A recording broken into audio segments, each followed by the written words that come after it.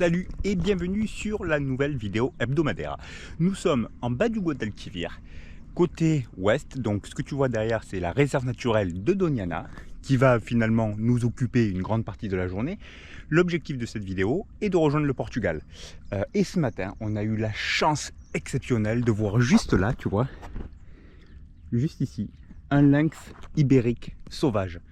C'est prodigieux, je te conseille vraiment de venir sur le Guadalquivir, tu l'as vu la semaine passée, c'est fantastique. Donc on part aujourd'hui pour une navigation d'une quarantaine de nautiques à peu près, je crois 45, pour rejoindre Huelva. Et donc on va te faire vivre avec nous bien entendu cette navigation et la route sur le Portugal. A tout de suite.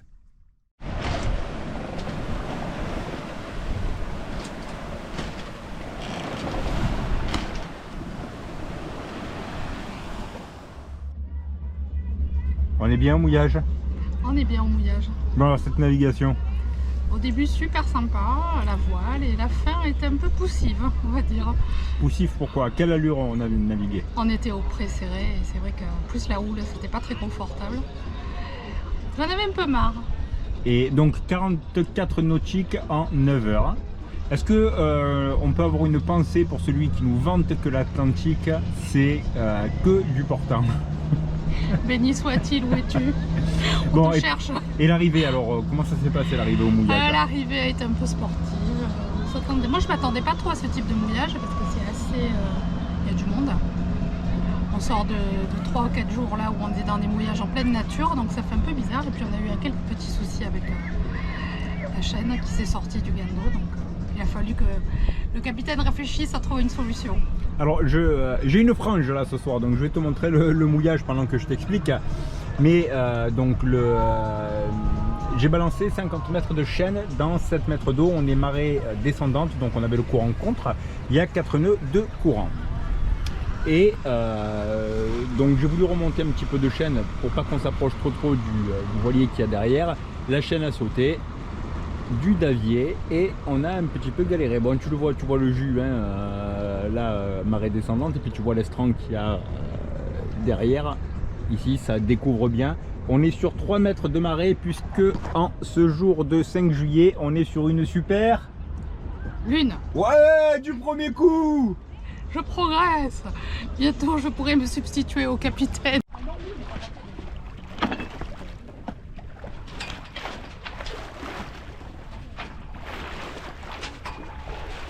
Petite brise légère qui nous amène là-bas vers Ayamonte.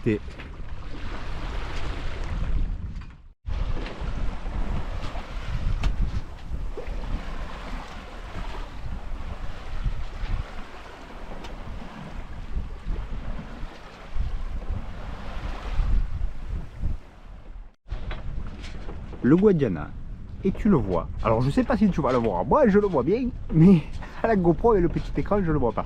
Le chenal d'accès, puisque tu as des hauts fonds là à ce niveau là qui sont d'1 mètre. Donc on va essayer de remonter le chenal sous voile et aller mouiller à Ayamonte. Et là donc nous avons le pont qui passe sur le Guadiana. Bon, enfin je sais pas pourquoi je te décris ce que tu vois, tu n'as pas besoin de moi. Où on est? À la limite entre l'Espagne et le Portugal, on est sur le Rio Guadiana bientôt. Donc ça, c'est le Portugal. Et ça, c'est l'Espagne. C'est frontalier. Et je te raconte pas l'emmerdement et le pavillon, je l'enlève, je le mets, je l'enlève, je le mets. Bon, on va mettre les deux, au moins on sera tranquille. Hola, ami pêcheur portugais! Donde está bacalao? Alors, nous sommes à Ayamonte, côté espagnol. On va aller faire l'avitaillement, parce qu'on n'a plus fait l'avitaillement depuis la Linéa, je crois. Ouais, autant vous dire que le frigo est archi vide et qu'on est mort de faim. C'est ça. Et puis on va faire les soldes, parce que c'est les soldes, si tu veux, en Espagne. Et moi, j'ai remarqué les promotions sur les jambons. Alors, on va revenir avec un gros jambon. Bon, blague à part, que te dire, ouais, tout à l'heure, sans se le dire, on a eu un mauvais a priori un peu sur le mouillage. On se sent pas forcément en sécurité Et puis après on a regardé chacun de son côté, parce qu'on ne se parle jamais en fait, sur Navili. Puis il y a des personnes qui se sont fait voler l'annexe. Bon, ils n'expliquent pas dans quelles conditions, mais donc du coup on va vite remonter après à bord et partir un peu plus vers le nord sur le Guadiana. Mais c'est une jolie ville quand même au premier abord. La marina a l'air super agréable. Me gusta. Te gusta? Si, me gusta. Te gusta mucho? Me gusta mucho.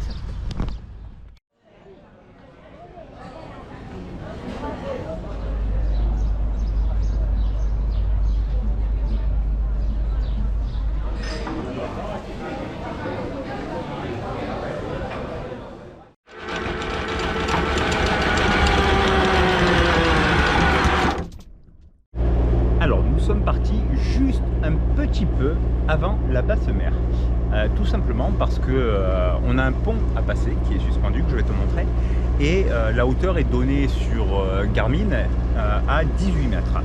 Je crois que dans la réalité il est à 19 mètres. Donc si tu veux, on prend un petit peu de la marge. La marée c'est pas encore inversée, ça va pas tarder je pense. Donc voilà, c'est vraiment pour passer dessous avec la marge de sécurité, puis sur le retour bien entendu on fera la même chose. Et tu vois au pavillon que le vent est passé au sud comme c'était prévu. Donc on va pouvoir établir le génois dans quelques minutes.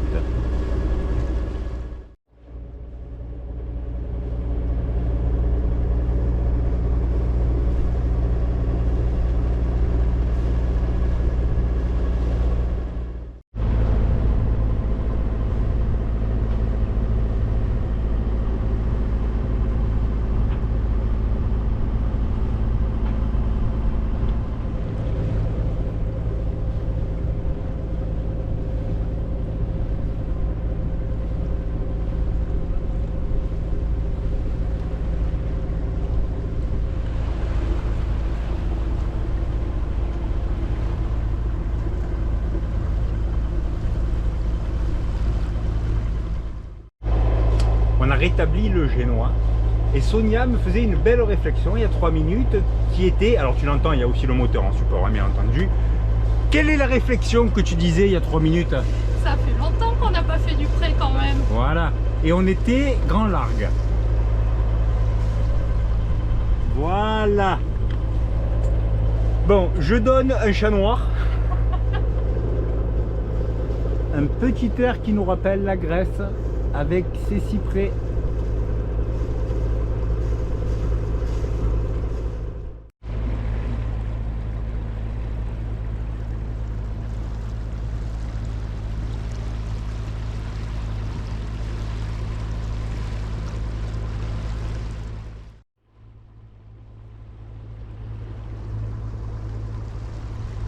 Regarde-moi ça, on ne dirait pas le Var. Bon, de toute façon, moi je vois le Var partout.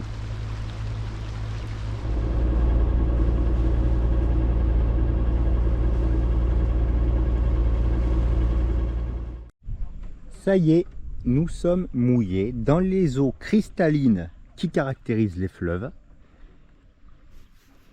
Ici, Sanlúcar de Guadiana et juste en face, Alcutim. Alors il s'agit donc du premier mouillage au Portugal.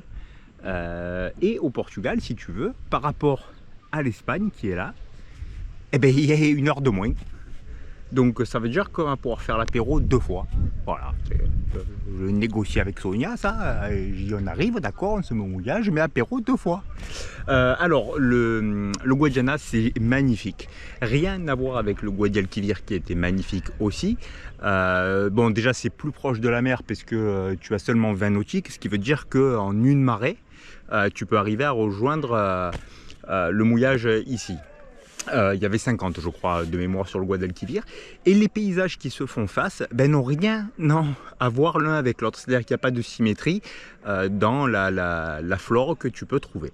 C'est assez surprenant.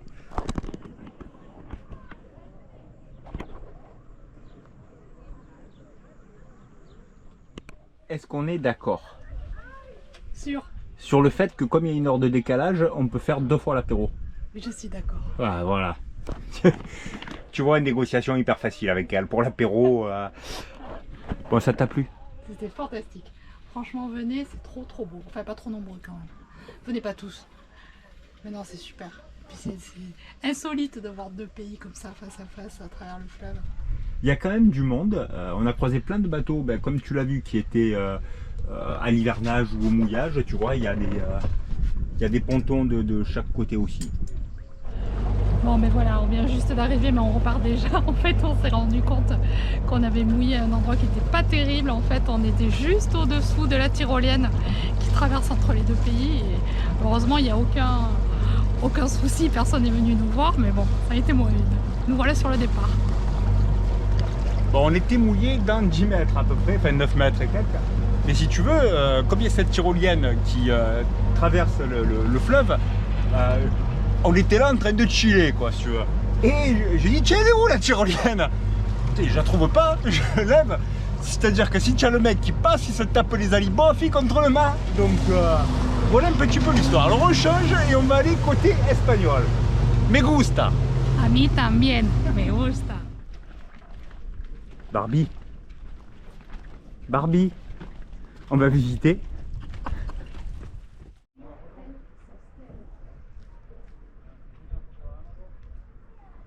¿Cómo se llama el pueblo? El pueblo se llama Sanlúcar de Guadiana. Bon, il est 19h30, heure espagnole, il fait 37 degrés. Mais c'est mignon tout plein.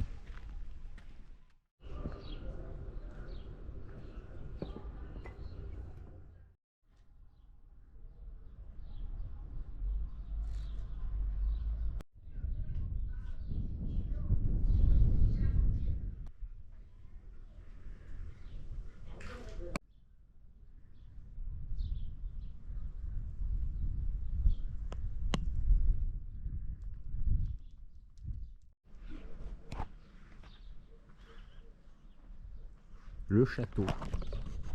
Parce que comme c'est une ville frontalière, ça fait 200 fois que je te le dis que c'est frontalier, tu vas le comprendre maintenant. Donc non, ce que je voulais dire c'est que comme si tu veux c'était en face du Portugal, eh ben, on se regardait puisque c'était un point stratégique. Et de chaque côté, tu as des institutions, bars ou autres, des contrebandiers. Voilà, explication. Ça fera 10 €. Merci et on continue.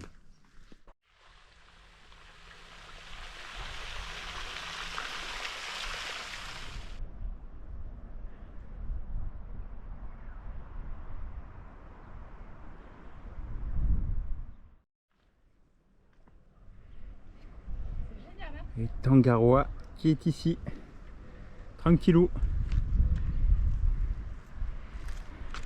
Hello. Comment ça va, Ken? Où t'as mis Barbie? Bon, c'est tapé une montée difficile, il faut comprendre, la petite elle est un peu fatiguée là. Je vais pas toujours me laisser faire, il fait comme chambré. C'est fini. Bon, alors, nous on est des gens de parole. C'est-à-dire que là, tu vois, on fait l'apéro en Espagne. Et après, on file au Portugal. Ah ouais, alors je t'explique le petit coup là, tu vois, que j'ai un beau pansement avec plein de sang. Ce matin, j'ai voulu faire l'entretien des toilettes, je dévisse, tu sais, la pompe, et à la pince Becro, et j'avais le doigt qui était au milieu, ça a ripé, ça m'a arraché toute la peau du pouce. Voilà. J'avais pas fait l'apéro encore. Bon, qu'est-ce qu'on boit? Alors moi je bois du Tinto de Verano. Ça va être un des derniers que je bois puisqu'après on part au Portugal, mais que c'est bon. C'est quoi le Tinto de Verano? C'est du vin avec du vin rouge avec une sorte de limonade au citron. C'est trop bon. Bon, et puis ouais, papa il reste classique. Écoute, ici il se passe une révolution parce que là-bas c'est avec son accent parisien qui dit charcuterie plutôt que charcuterie, m'a dit tu forces trop sur ton accent provençal. Alors je vais te parler maintenant de manière un peu plus raisonnée. Ah, merci. Ouais, c'est ça, ouais, merci. Attends, je vais couper la caméra, on va s'arranger. Hein. Bon, madame, montez dans mon jet. Ce soir, je vous amène au Portugal.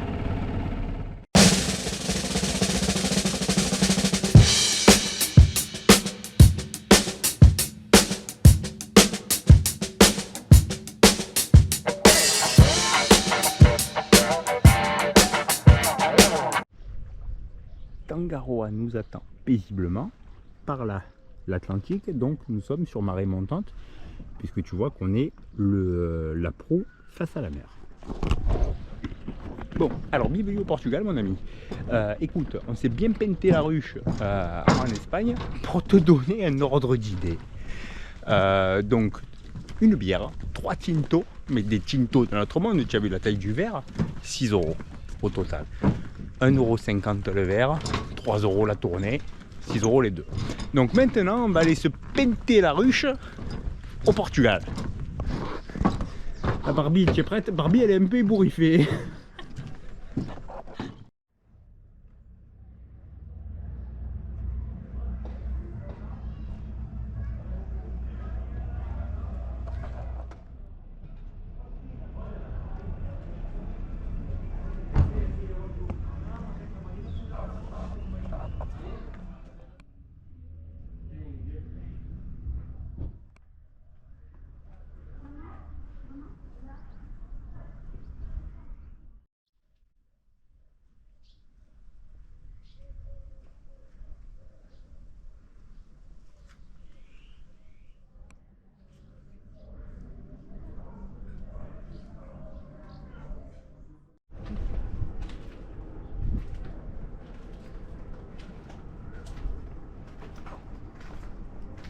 Magnifique.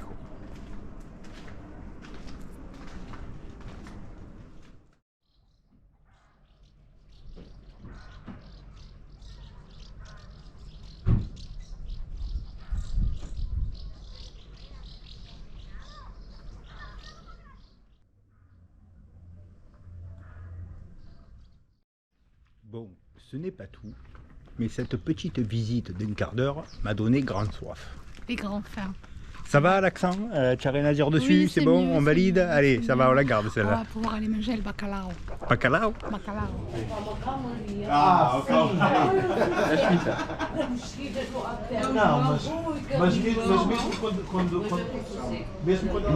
Allez, de retour à Ayamonte, et puis bah, comme d'habitude, tu le vois, Au tinto de verano. on est encore à l'apéro. On est un peu accro. Attends, on va te montrer quand même. Le jamon. Alors, bon, c'est le moment de clôturer la vidéo sur les navigations entre Espagne et Portugal. Et c'est le moment aussi pour nous de clôturer l'aventure. Espagnol. C'est ça, au bout de 2 mois et demi passés ici. Qu'est-ce qu'on peut te dire sur l'Espagne? Qu'est-ce que toi tu as envie de dire sur l'Espagne? Pendant que je bois un coup. Donc tu bois un coup, que c'est merveilleux de gentillesse, de festivité, d'esthétique aussi, parce qu'on a vu des endroits merveilleux, que ce soit les villes ou même les campagnes, c'est vraiment très très beau. La seule chose, si vous pouviez éviter de venir au mois de juillet ou du mois d'août, c'est un peu mieux, parce qu'on s'est fait vraiment assassiné par la chaleur, mais sinon c'est vraiment un pays exceptionnel que j'adore, je me lasse pas. Bon, si tu veux, elle est un peu chauvine, elle est espagnole. Mais pour moi qui ne le suis pas, j'ai découvert pas mal de choses. J'ai découvert, si tu veux, la gentillesse des gens. On a croisé plein de personnes en 2 mois et demi, où tu demandes rien à personne, mais tout le monde est hyper gentil avec toi. Si tu veux, pour te raconter rapidement une histoire, parce qu'on ne va pas te faire 4 heures quand même sur la clôture, mais on nous a donné 10 kilos de sel très haut de gamme. On a croisé des pêcheurs qui nous ont donné un thon exceptionnel qui sortait de l'eau. Il devait y avoir quoi? On a dû manger 2-3 kilos de thon. Bon, le thon faisait 200 kilos si tu veux, mais voilà, ils nous ont donné 2-3 kilos. Ils n'étaient pas obligés de le faire, ils l'ont fait. On a rencontré vraiment des gens très généreux. Donc voilà, écoute, on part un petit peu à regret. Mais on va continuer notre aventure, donc on clôture la vidéo. Oui. On se retrouve la semaine prochaine. En Algarve. C'est ça. Allez, à la tienne. Le bisou.